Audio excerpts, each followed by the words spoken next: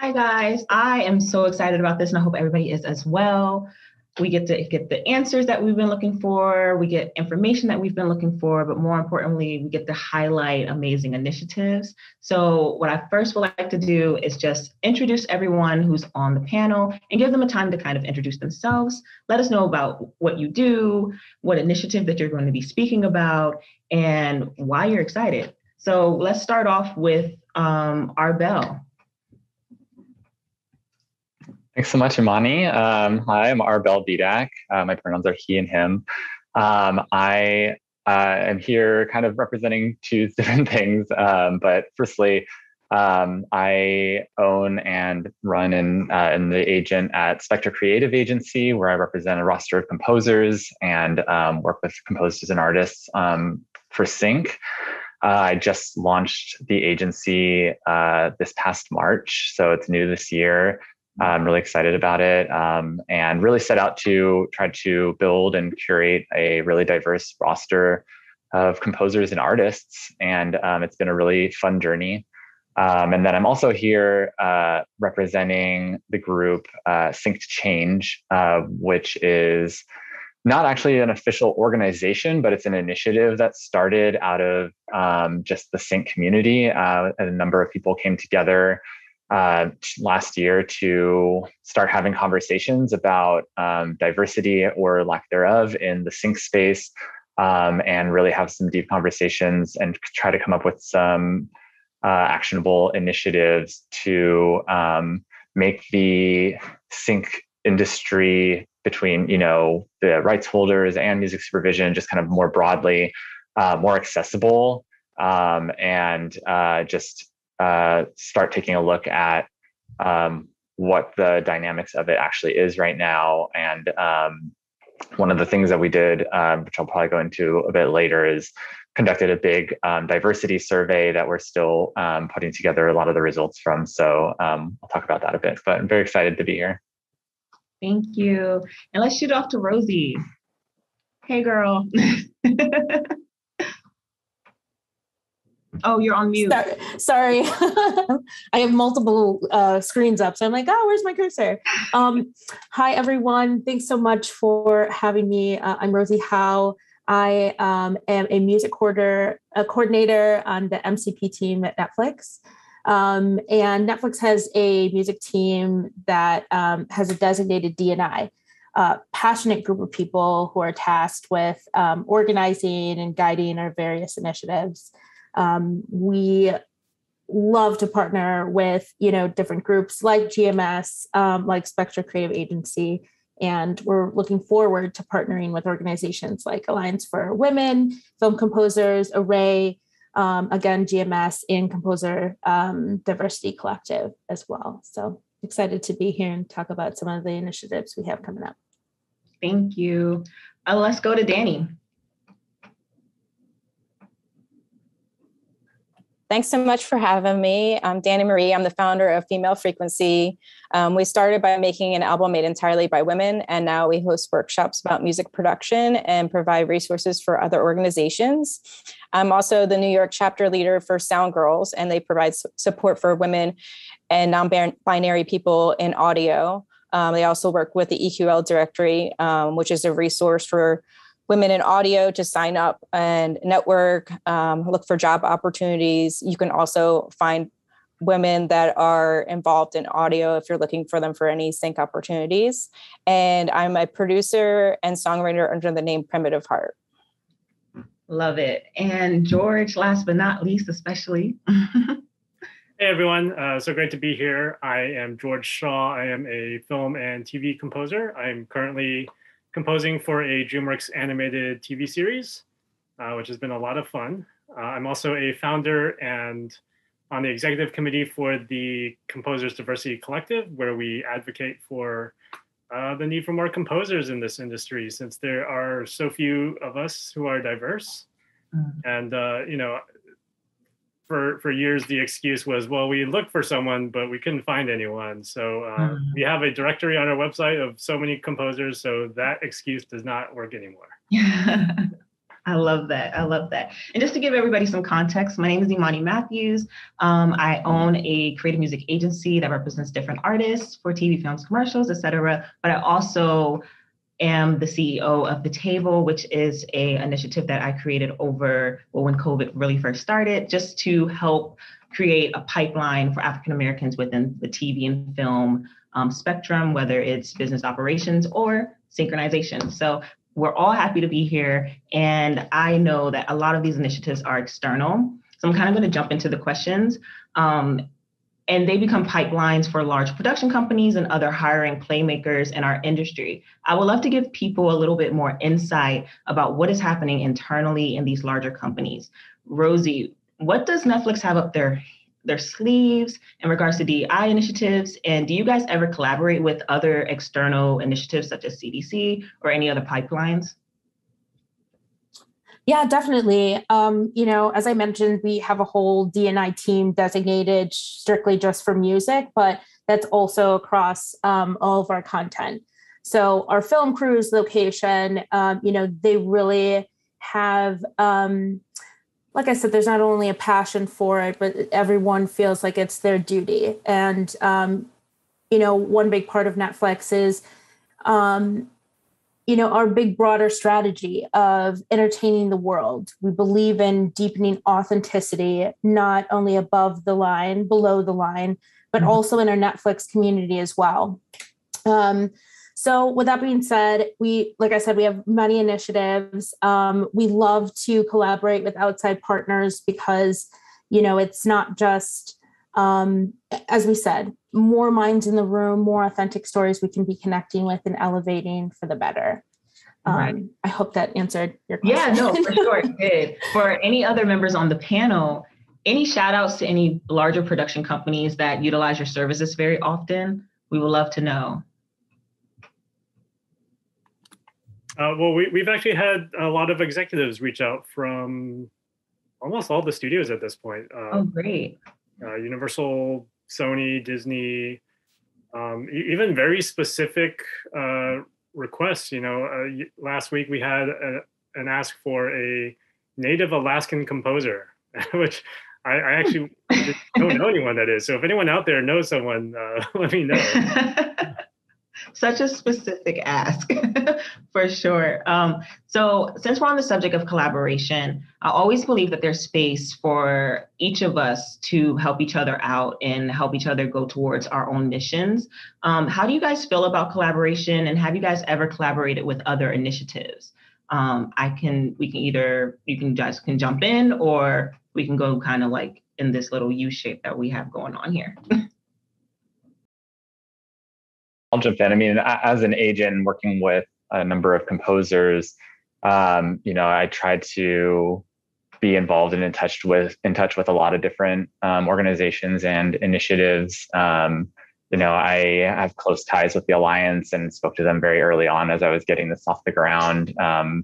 George and I have now been talking about the Composers Diversity Collective more. I've been in touch. A number of my clients are members, but just trying to see how I can get more involved with that and what I can potentially offer or just do. But, a lot of my clients are getting a lot of really interesting opportunities their way through that as well. And so it's definitely, there's a synergy there. And I personally just I'm always trying to see what other types of initiatives and organizations I can get in touch with. And another one that I had some really good conversations with is Free the Work, and seeing, how I can help, how they can help, getting my clients locked in there and vice versa. So cool. Anybody else?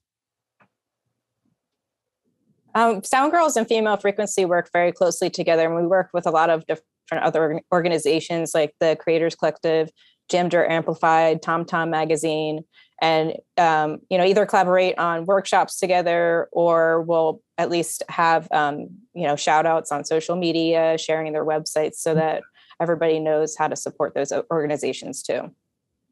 Yeah, I love that. Anyone else before we move on to the next thing? I can jump in. Definitely, with Netflix, we do like to pair with all different types of entities, a lot of nonprofits. We have some PR companies that have some really great diversity initiatives that we've been a part of. And, of course, with 2020 and the pandemic, it's been hard to do a lot of our in-person events, but that's something that we're looking forward to right now and seeking funding for those in-person initiatives. And once it's safe in 2020, we'll be ramping that up. Love that. Love that. And I know, George, you are part of so many different initiatives. Have any of the initiatives that you are a part of joined together, just as you kind of being the middleman to kind of bring them together at once? Yeah, it is funny that I'm sort of kind of become a middleman between all these things.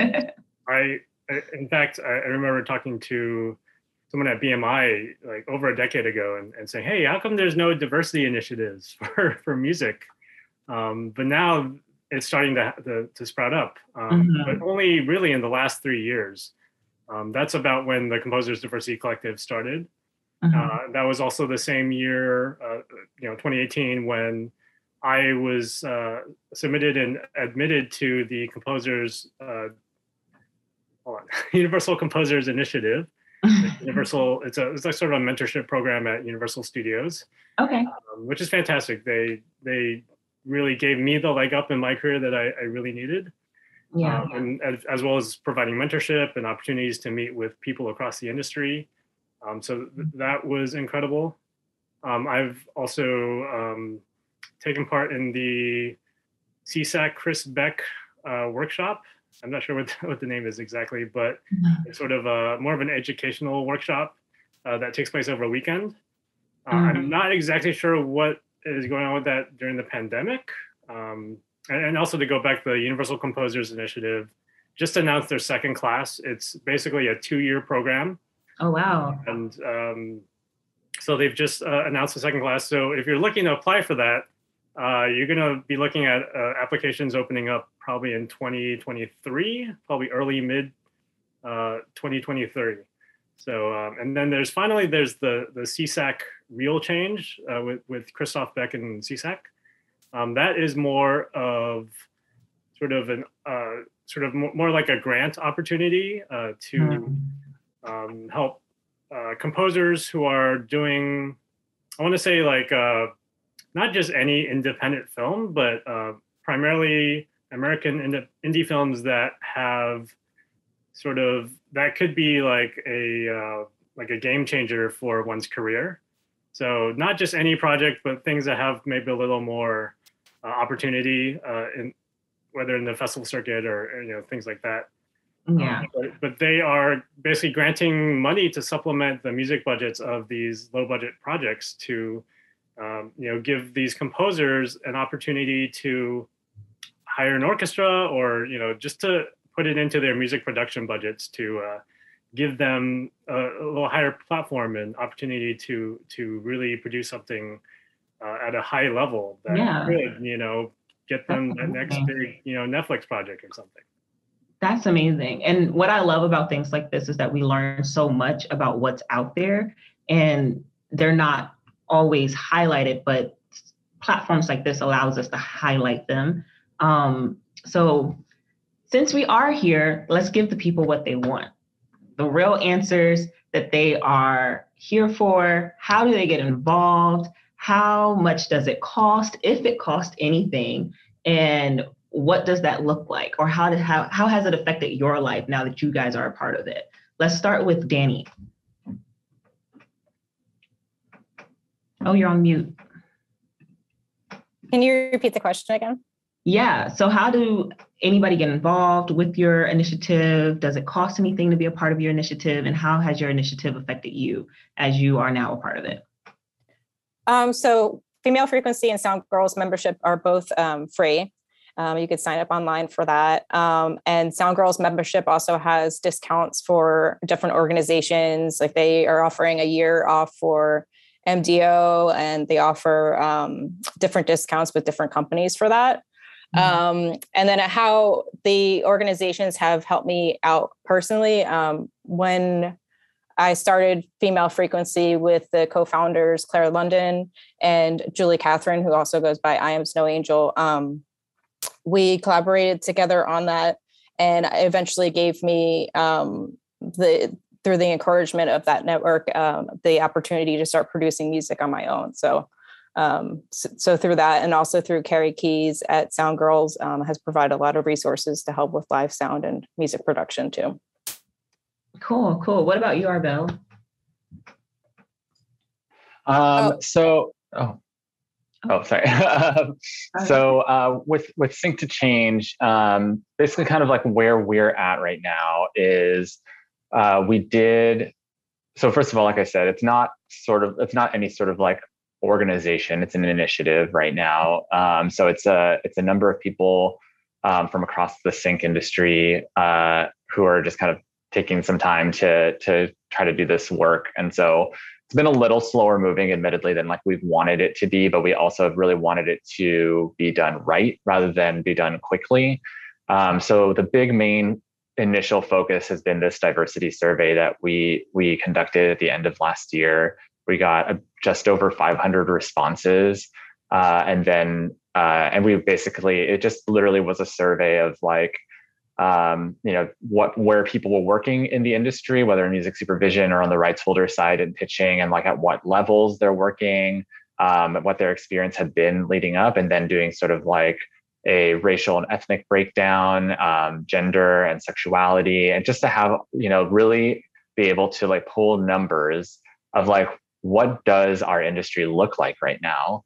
And then put that together into a report, which is where we're at right now. We're in the very final stages. We've gotten some like amazing people who've come in to help us, because none of us, like, we're all working music. We are not statisticians. And so like we had to find some people who volunteered their time, which is great, to come and like help us make sense of all the data, and then have someone actually put it into graphics and visualize it so that it's this digestible information. And we're putting together a report that we're then going to put out and essentially just like give it to anyone, pretty much anyone who wants it, to hopefully take back to their companies to be able to use for hiring practices.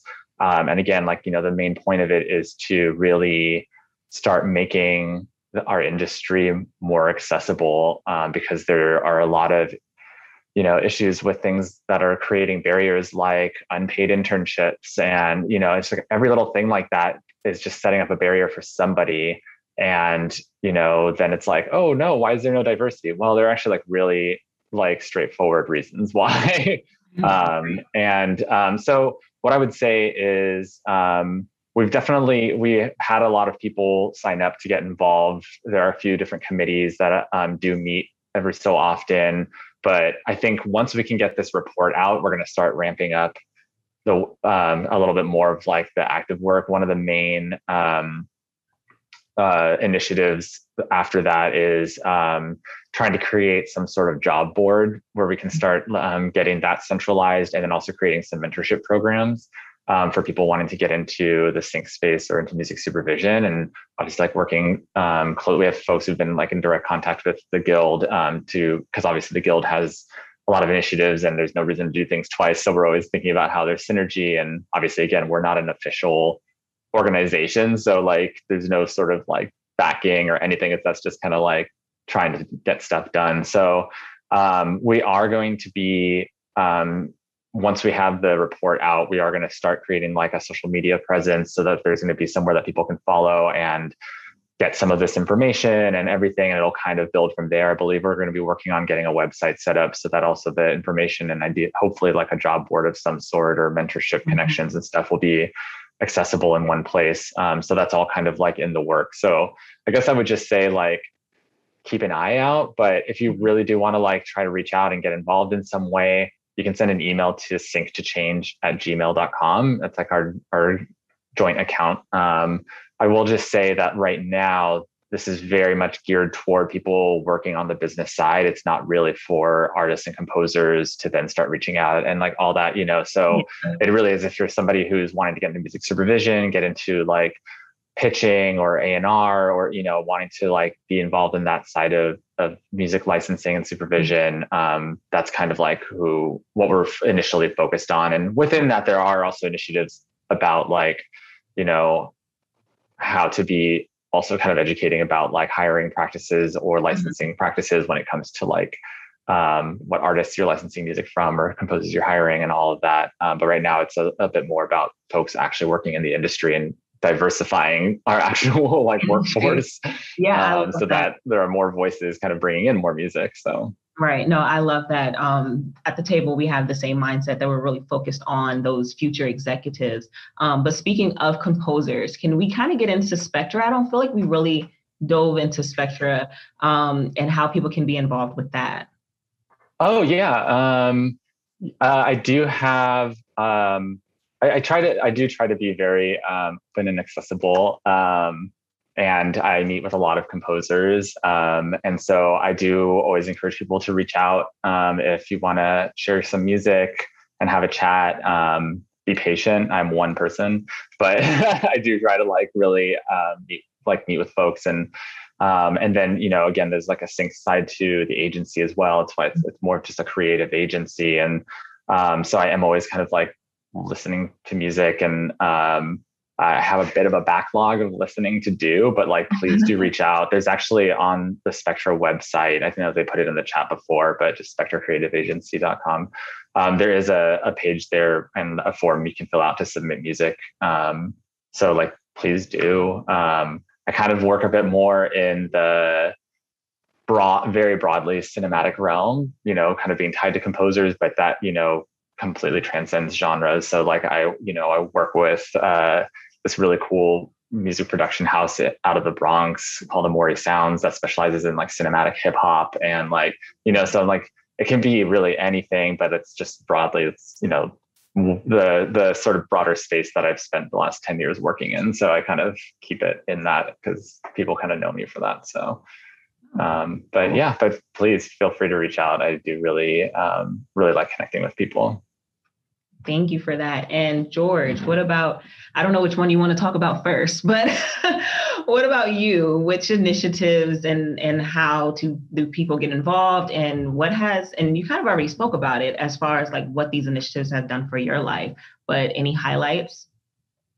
Yeah, so well, first to talk about the membership for Composers Diversity Collective, we actually have two sort of levels of membership. One is the composer members, which are for composers, and that's divided between gold, which is our top tier, then silver.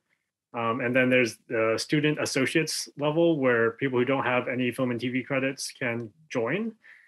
We also have a sponsor member, which is also gold and silver.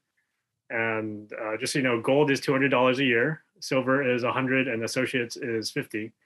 And essentially, sponsor members can be really anyone that wants to support our cause. We're open to music supervisors, music execs, agents, whoever, as well as the membership.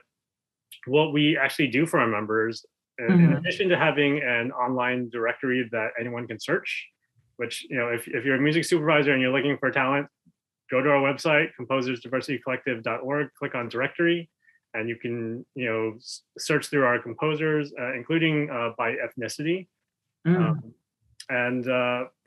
we actually are actively talking to all the major studios just about creating mixers with the various executives at these companies. We actually had an in-person one with Netflix. That was before Rosie's time, but it was 2 years ago in 2019.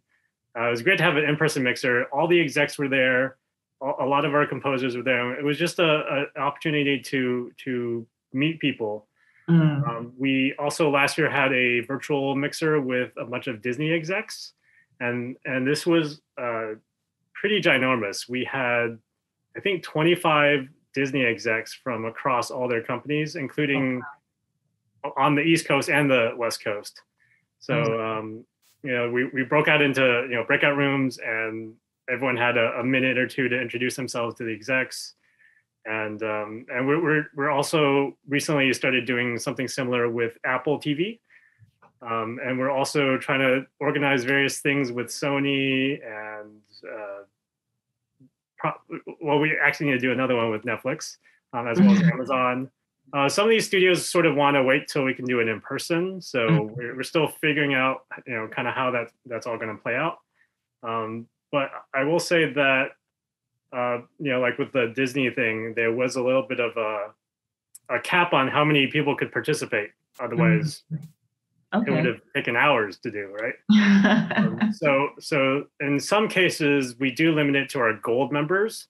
So there is a little bit of an advantage to joining as a gold member, even though it's more expensive, but you kind of actually get more opportunities to get your work in front of top music execs. So yeah, that's essentially what we are trying to do to give more opportunities to composers in the industry. I'm sorry. I was going to say I love that. With the membership where it's like they don't have any credits or anything of that nature, with you guys' other membership fees, do you guys create like scholarship opportunities, or is it just to kind of help them within their career, or how does that look? We've only been around for 2 or 3 years, and so we're still growing. Yeah. We don't currently have any scholarship opportunities. We don't have any. We don't even have a formal mentorship program yet. We are talking about setting something like that up in the future. But we have both virtual and in-person mixers in Los Angeles. So moving forward, we're probably going to alternate every month between in-person and virtual. So even if you're not in LA, you can participate in the virtual mixers, which honestly, some of our members are busy working composers and created a really incredible community that people are very happy to just share their experiences and mentor people and answer questions in our mixer, whether it's formally or informally. You can always reach out to members as you get to know them through the group. Another thing I should mention, that if you're a music supervisor and you're looking to connect with composers, music producers, even some songwriters, we, aside from going to our website and our directory, you can reach out to us directly at admin@composersdiversitycollective.org. And we are always happy to help find talent and gather together reels and submissions and all that kind of stuff to help our composers and help you out. So I think there's a lot of opportunities to cross collaborate. I love it. And any other initiatives that you want to kind of shout out and kind of give the word on how they can be involved with those?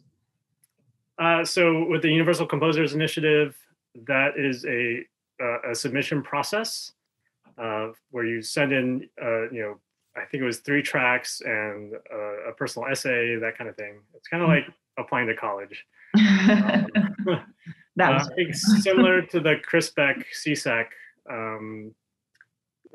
workshop. There's also the CSAC Real Change, the program I mentioned where they will supplement the music budget. For that, you need to go to the Real Change website. I'm hoping someone can post that link. But you can submit your projects with various info about the composer and director and all that on that website. Amazing. And now, Rosie, I know that your initiative that you're involved with, at least this one, is more internal. How do you guys create that pipeline? How do you guys get outreach towards, students, or whether it's future executives? How are you guys making that more accessible? Yeah, that's a great question. And we do have some outward facing ones as well in the works. But initially, I'll say we have an initiative called Virtual Connections. We're in our 2nd season of that. So we're really excited. It's a series where we're pairing executive producers, directors with up and coming music supervisors, composers, and really just setting kind of an intimate setting for them to jump on a Zoom call, ask about procedure and fees and how processes work, and really kind of understanding the workflow of being on productions. Wow. So that's something that's going on right now. And in terms of, making that connection for others, we really tap into our professional network, people who've worked with us. We work very closely with our content partners, on the production side. So we'll tap into them as well if they want to be a part of those conversations. We also have initiatives like Top Boy. Top Boy is a show that we did on our platform, and we crafted a composer/music soup workshop. Okay. Where people could attend the workshop and, kind of understand the process of incorporating music, creating the music for the show, and really understanding the process from beginning to end for both music supervisor and composer. Yeah. And then also by doing these initiatives, of course, you're meeting a ton of more new people and making more connections. So. Yeah. And networking is key, obviously. George kind of already answered this question as far as like, now that we've talked about how, if someone's interested in being a part of the initiative, how they get involved, how does a music supervisor or other playmakers or hiring playmakers in our industry get involved or tap into these resources? So now that the resources are here, how do we allow them to utilize it? How do we get them to utilize it? Anyone wants to jump in? I mean, I think that's what we spend most of our days trying to figure out. For sure. We speak on panels at the Guild. I'm just kidding. Yeah, I think for me at least, I think it's just trying to, just reach out to folks and specific with Spectra specifically, just trying to, like I said, it's still very young. So a lot of this year has just been spent exposing the roster to people and talking about the composers I'm super excited to be working with and championing and just kind of getting the word out there. Rosie's laughing because I'm like hitting her up all the time. No, it's mutual. We have conversations on a weekly basis. Yeah, it's like you're saying. It's like you're saying, Arbel, like identifying those difficult points of entry and figuring out, creative and engaging ways to get people involved and also to get people to come together. So I know that you and I have had several conversations of like, how can we elevate your amazing composers? What kind of engaging event can we create around that that's a relatively low lift and, inexpensive or free for people? So. Yeah, absolutely. So yeah, I don't know. I think it's, just really trying to make everything very accessible to everyone and make sure that everyone knows about what's out there. So yeah, for sure. I think we put the resources on the table and we just see if anybody comes to eat. But what would you suggest or what advice would you give for a music supervisor that is trying to utilize the resources and go back to their production companies and let them know hey, we should utilize them? What do you feel like will give them kind of the armor to do that? I know the report is definitely going to make a difference because they'll be able to see on paper what the problems are, the issues are, and where things lie. But how do you give them that armor as you talk to these different executives? What is your key things that you tell them? Oh yeah, go ahead, please. No, please, Rosie. I would say, I used to be an independent music supervisor and, getting your network, Imani, this, you're a music supervisor as well. It's a constant, balance between nurturing your network and educating yourself so that you can be ready for those type of opportunities when they come about. Right. So that's always something that you're balancing. So as much information as you can get, come to these types of panels, read the books, educate yourself, also meet as many people as possible because you never know who's going to recommend you for a job or put you in front of those executives that you want to be in or be with. Yeah. I just wanted to mention that, bringing more diversity into the industry is not an easy thing. And I just want to encourage people to, step outside of your comfort zone and your immediate community and just be open to meeting new people. And because so much of this is about people and connection. So just, try, obviously we're trying to make it easier through the Composers Diversity Collective. So obviously reach out to us if you need anything. But yeah, I do encourage people to just get to know different people. Yeah.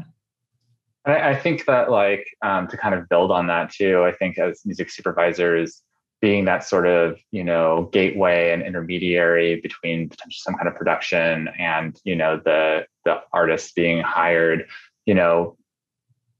try to, take a look at, if it's a pool of composers that are being considered and you notice like, hey, like they kind of all look the same, or, something, or like, even if you're just, working in ads or trailers or something, and you're like, considering a bunch of songs for something, it's like, hey, like all the songs in this folder that you sent is like, they're all by like white artists or, all male artists. I mean, obviously if they're looking for a male vocal, it's different, but, but like really just looking, as a case by case and saying something, and I think another issue is a lot of times, there's been so many times when I've seen briefs come through and, as an example, it's like some brand doing a Pride Month campaign. So they're like, oh, you know what? It'll be really cool if we have like an artist from the LGBTQ plus community on this.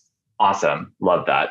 Mm-hmm. Then you get the budget and you're like, why is this budget not the same as like it would have been on like some other big campaign? So I think like that's also something where it's like those first step sort of intermediaries need to like be doing that pushback, maybe even before something like a brief or whatever gets sent out. I know there's not always that much control, but I think if we're going to start moving the dial, it's going to take that work, and maybe you push and you get pushed back, and then you push again the next one, you get pushed back, and then maybe the third time they're like, oh, you know what, you're right, like we can pull out some more money, and you're right, we're like paying way less for this.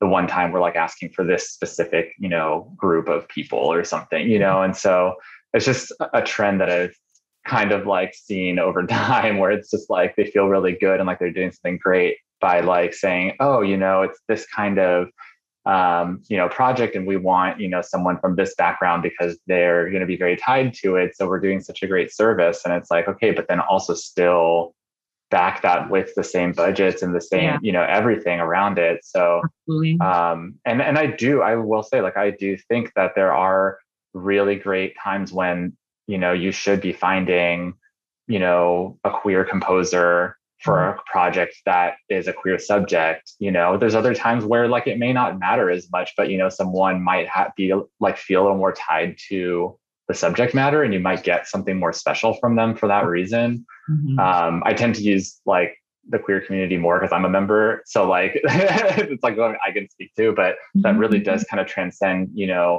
talking about different people with different racial and ethnic backgrounds as well, and different abilities and different genders. So, I think it's really important. And I think also, just to add to that, because I do think this is something I like to touch on as well, that I think is really important, is it's one step to be doing a lot of this work to like create more opportunities for a more diverse pool of people.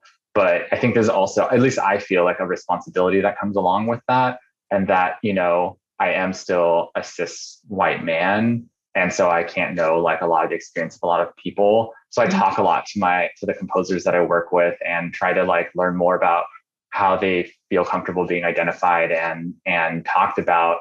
And I also then like kind of have to go, like as an agent, like go into a bit of a protector mode too. So if I feel like I'm being reached out to and not very happy with how someone's kind of like talking about a certain background or sexuality or something, I kind of have a responsibility to go in and like correct that before getting the composer involved. I don't want to put anyone into like an uncomfortable or like dangerous situation for them or triggering situation. And so I think that's something else, like, and I think Rosie kind of touched on that. It's like a lot of like self-education too.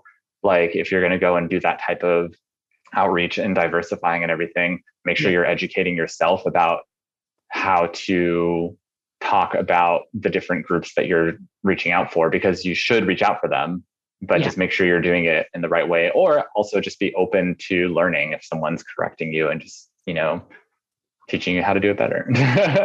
And a lot of this, it comes from getting outside of your own friend circle of referrals. I always tell people, we've been kind of teaching people in regards to recruiting with the table, because we're more so helping people recruit, is to get away from the immediate referral that you will receive and utilizing these actual initiatives to get referrals from. Because if you go to your friend who also went to Berkeley, who's getting people who also went to Berkeley, you're only going to get people who went to Berkeley, but there's other universities, there's other platforms, there's other initiatives that can give you other candidates that will create a larger and more diverse pool. So I believe that's a huge, huge piece of diversifying our industry, is just kind of stepping away from your immediate friends in the industry and talking to other people, maybe reading a cold email or two about these different initiatives that they can help diversify their different departments and or the music and or find these different people that will actually be beneficial and assets to their companies. So I believe that's also a huge thing that we kind of have to get out of. And then on top of that, like, take a day to read cold emails. Everybody's still human. Everybody's still trying to like do the same thing and kind of get in there. And I believe all of us was in that same position, whether it's 5 years ago or 10 years ago, we all were sending cold emails. So just having that empathy to actually take a little bit of time to see what's out there beyond what they're referred to, I think that's also going to be a game changer for sure. I just wanted to kind of go back to how you guys are growing your initiatives, and what the plans are. Like, what are the next steps? What are the next events? Like, how can people kind of keep up with you guys as you guys are growing? Because I feel like that's always, longevity is key. They want to be able to be involved. They want to be able to kind of see you guys grow. So what are the next steps? How are you guys growing, and any events that we should be looking out for? I can start. So SoundGirls is hosting a virtual conference on December 4th and 5th. And it's going to have a lot of different women in the industry talking about their experience in audio, also people from all different backgrounds speaking about that. And the neat thing about this conference is that once you register, you have access to all of the videos for every webinar forever. It's available for that. And there's mentorship programs available with SoundGirls, lots of different workshops that happen. If you go to the website, soundgirls.org, you can find the link to sign up for the membership. And that's a really great way to find out more about it and join the newsletter. Thank you for that. Anyone else want to jump in? Yeah, I can jump in. So along with virtual connections, which we discussed earlier, we have a few different types of sync camps that we're doing, workshops. There's one that's going to happen at the end of September with AG, who is a Emmy nominated or winning producer. So we have several initiatives like that. Also, as George mentioned, we like to throw parties. So we'll have a lot of cocktail mixers, opportunities for people to really kind of network and get to know each other on a personal level. And then we have a lot of educational initiatives that I'm like bursting to tell you all about, but we're waiting for funding and, a couple more people to sign off. So we're definitely going to be embracing the community and engaging a lot more. So feel free to, follow Netflix online. Feel free to connect with me. I have an email address that I'll give people, and you can keep up to date on what we're doing. Thank you. Anyone else jumping in? Yeah, I kind of said it all before, but please do check out composersdiversitycollective.org. You can join as a member and get access to our virtual and in-person mixers, which is just a great way to build community and get to know more people. As well as, if you're looking for artists, please reach out to us at admin@composersdiversitycollective.org. Thank you. Arbel? Yeah, I think I touched a bit already, on Sync to Change and kind of how we're going. But I would just say, if you do want to get involved, send an email, synctochange@gmail.com. We are kind of like setting up a sign up form where you'll be able to sign up for the newsletters and everything. But I think right now we are kind of just like trying to focus on this like survey report. But then once we get that out, I think you'll start seeing a lot more stuff happening, and we definitely are going to want like people to get involved, because I think if there's anything the like I think there's 7 or 8 of us that have been sort of like doing this, that have figured out. It's just that like we can't like do it all ourselves, and we're all kind of like working professionals and everything, and so it's just it's been hard, but we already have like a lot of people who volunteered to be involved in everything. So it's like once we're kind of ready, we're going to now go out and start kind of having these sort of committee meetings and getting things off the ground. But if you do want to like get involved, I would say just reach out and we'll make sure to add you to the lists. And then once things get going, some information will come out. Thank you for that. Now, we have a few questions from the audience, which I love because it means that they're actually listening and paying attention. One that actually stuck out for me is because there's so many initiatives, which there are, and people can be involved in so many, is there any downside to that? And I kind of wanted to gauge this question towards Dani and George, because I believe that you guys are both in a couple of initiatives that are either not having the same mission, but like, you guys can, does it ever have a downside? Does it ever conflict? Or do you feel like it's beneficial to be a part of multiples? I'll jump in first. It's a hard question to answer. I think, honestly, the more the better, right? It's moving the needle. And I mean, the only downside is just keeping track of them all, especially for me, because I run the social media for Composers Diversity Collective. Oh, okay. And just trying to make sure people are aware of the submission deadlines and what they are, where to, all that stuff is, that's the only downside. What about you, Dani? Yeah, I agree with George on that. It can be sometimes hard to manage all of that with supporting all the organizations, but I feel like it's super beneficial to continue to grow the relationships and support each other and find out different ways to collaborate, whether it's on a workshop together, webinar, just sharing different events that we're doing, because it just keeps like George said too, pushing the needle and everything like that. Yeah, it seems like if there's multiple initiatives, obviously there's a problem that's happening. That's why there's multiple initiatives, but it doesn't mean that you have to be competitive. It just means that you have to, I feel like you have to support each other. You have to support each initiative, whether that's, sending out, like, hey guys, like, did you check this out yet? Or just, keeping it in mind when you're having conversations and when you're networking. I feel like that's very important. Another question that we have, and it's for Rosie. Do executives feel overwhelmed with all of these initiatives? And do they just pick one group and always go to that one when they need diverse composers or diverse executives? That's a very interesting question, because I feel like it kind of goes along with us like not choosing favorites. So do you feel like that's something that's happening internally within Netflix? Do you guys have favorites? People always have, people that they're used to working with and that they're comfortable working with. But one thing that consistently amazes me about Netflix is how there really is a feverish pursuit of who can we elevate, who has an interesting sound, what voice isn't in the room that we can bring into the room. And, I've worked at a lot of places, a lot of different corporate places, and I've never seen executives passionate about diversity and inclusion that I have at Netflix.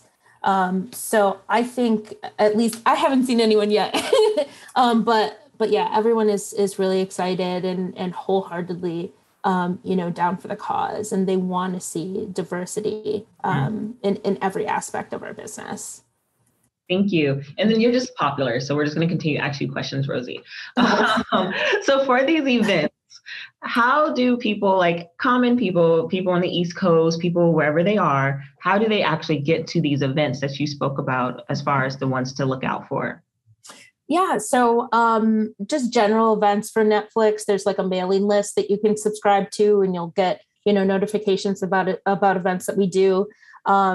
Again, connecting with the Guild, they're such a great resource for people who want to be in our industry. So pairing with organizations like that. Also connecting with us, my MCP team. we're constantly sharing information. Like I'll get a bunch of composers from, Arbel's team, and I'll pass them along to different departments, say like in film or other series departments. So we're sharing information as well. Reading our blogs, social media, it's kind of a mixture of specific initiatives. We'll reach out to music supervisors that we've worked with, or composers that we've worked with.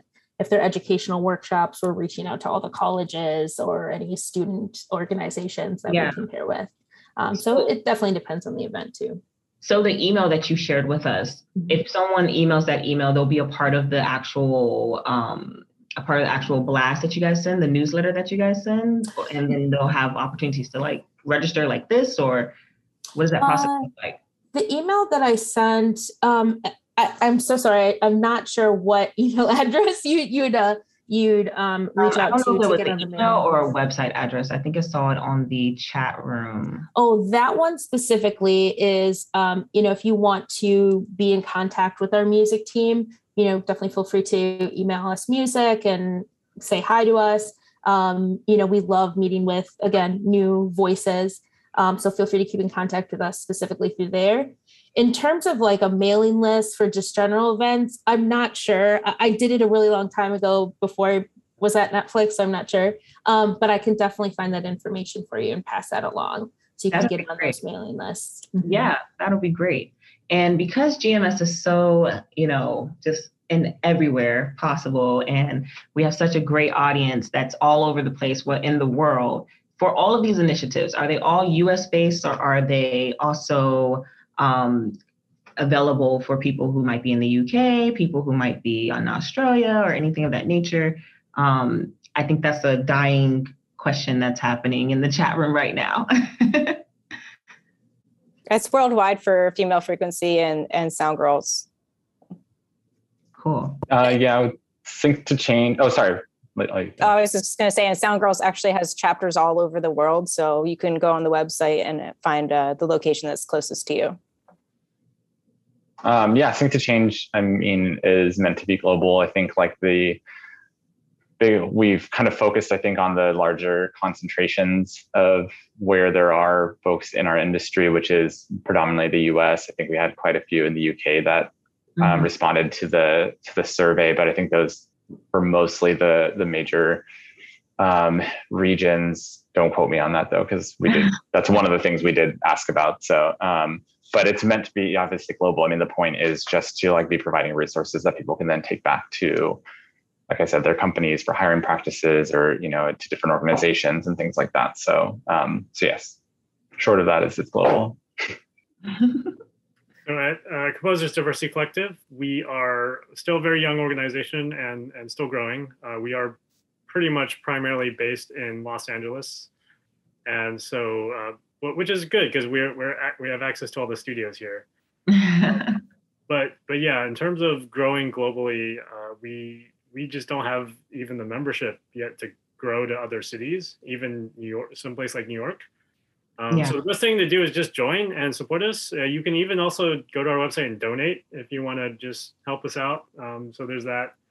And hopefully as we grow, we will start to expand to other places. Yeah, I love that.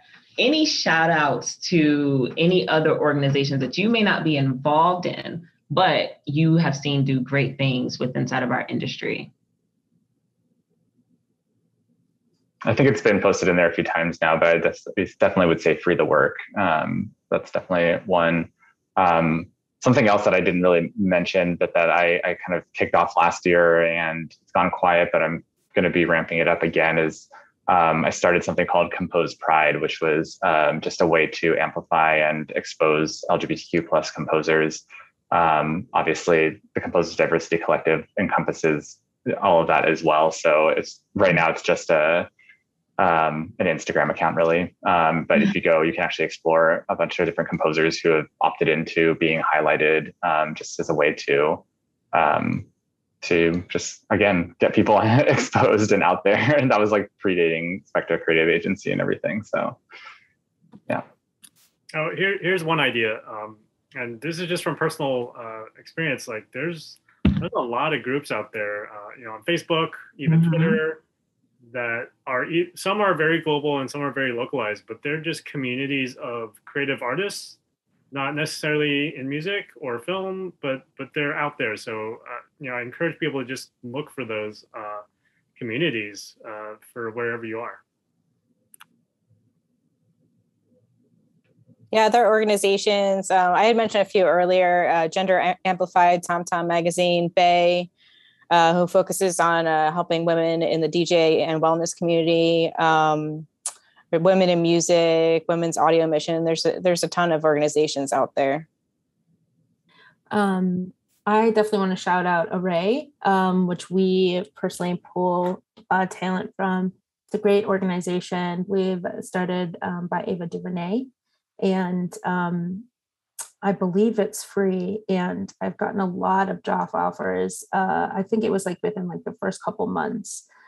So it is a resource that a lot of people are using. So I definitely would recommend that one as well.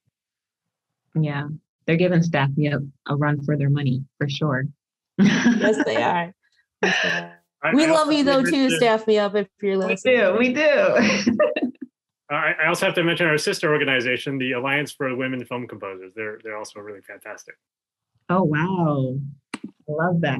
Well, I just want to thank you guys. I feel like these conversations are necessary because there's not always a time where it's highlighted all these different type of initiatives.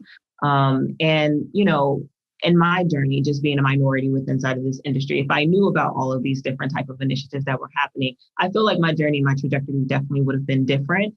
Blessed to have the trajectory that I've had, but I do feel like it definitely probably would have been a little bit easier, or I would have gotten a little bit more opportunities. So I just want to thank you guys from the bottom of my heart, being someone that's also in this fight with you guys to try to diversify our industry, for your time, for your effort, for just being willing to put yourself out there and standing on something that you believe in. That's the strength that takes to be able to create change within our industry. So I just want to thank you guys again for coming out here. Thank you, GMS.